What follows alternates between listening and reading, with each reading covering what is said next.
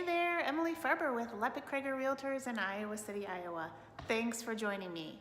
The topic of today's video is all about radon, what it is, where it comes from, how you get rid of it, how you test for it, and why you should care.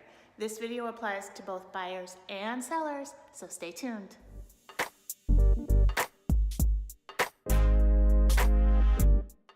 You can't see, smell, taste, or hear radon. It's an odorless, colorless gas, which is one of the reasons why it is dangerous. People just don't know it's there. Radon is the second leading cause of lung cancer behind smoking.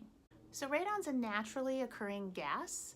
It's the result of decaying uranium down in the soil and the rock underneath the ground. There's nothing we can do about it.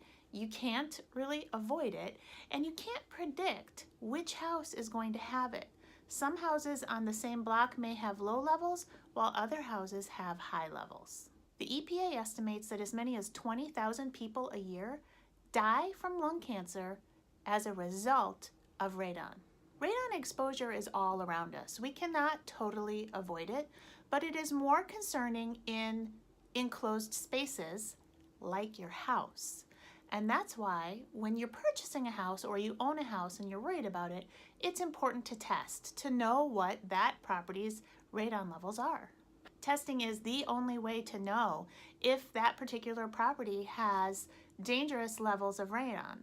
The EPA actually says that any level of radon is not good, but like I said, we can't completely avoid it. The best we can do is bring the levels down as low as possible. Radon can enter your house through cracks and gaps in the foundation, unsealed drains, pipes, even groundwater. It creeps in, and it creeps in at the point of least resistance. Radon is even sometimes emitted by building materials like stone or granite. When you're in a home's basement and you see some pipes, you may notice one PVC pipe coming out of the floor, running up and going out the side of the house, or up between the walls and to the attic and out through the roof. That's just labeled radon, and that's it. It just looks like a plain PVC pipe. Chances are that that is a passive radon mitigation system. Newer construction code requires that passive system.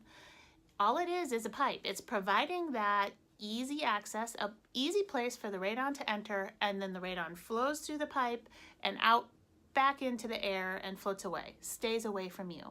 In many cases, that pipe will keep the radon levels low enough in the house for everything to be safe. But just because that pipe is there doesn't mean that you should say no to a test. Absolutely not. Sometimes radon levels are high enough that that passive system isn't going to get the job done. Other times you will see a pipe that has more stuff going on with it. You're going to see this S-shaped tube with some colored liquid inside of it. That tube is called a manometer, and the liquid, it looks like there's number readings by it, and you might think, oh, that tells me the radon level.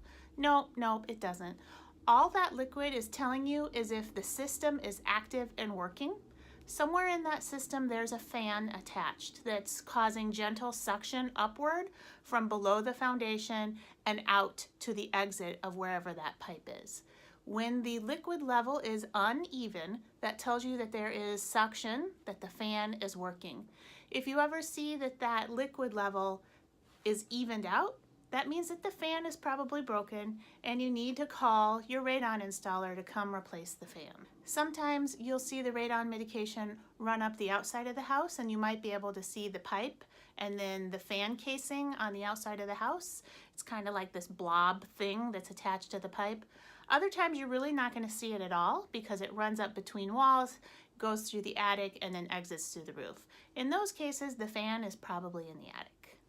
The cost for the radon test, a professional test, when a professional comes in with an electronic reader, sets it up in the house, it stays in the house for anywhere from 24 to 36, maybe even 72 hours. It samples the air on a regular basis.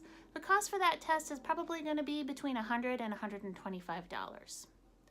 If the radon levels come back high, again, 4.0 picocuries or higher, the cost to have the radon mitigated, fixed, is going to be probably between $900 and $2,500.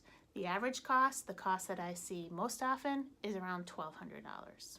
Testing for radon normally takes place on the lowest living level of the house. So if you have a finished basement, that's where the testing is going to take place. If your basement is unfinished and it's not a living level, then the testing will take place on your main level. The experts recommend that you test for radon every few years. A lot of people only test when they purchase a house and move in, and then they never think about it again. Radon levels can shift over time, and they can shift seasonally. So it's a good idea to think about it every few years. Hey, thanks for watching. I hope you found this video helpful. If you have any comments, leave them in the description box down below. Don't forget to subscribe. I love it when I see new subscribers. And be sure to hit the bell down below, because that way you get notified every time I put out a new video, which is every Friday. Catch you later.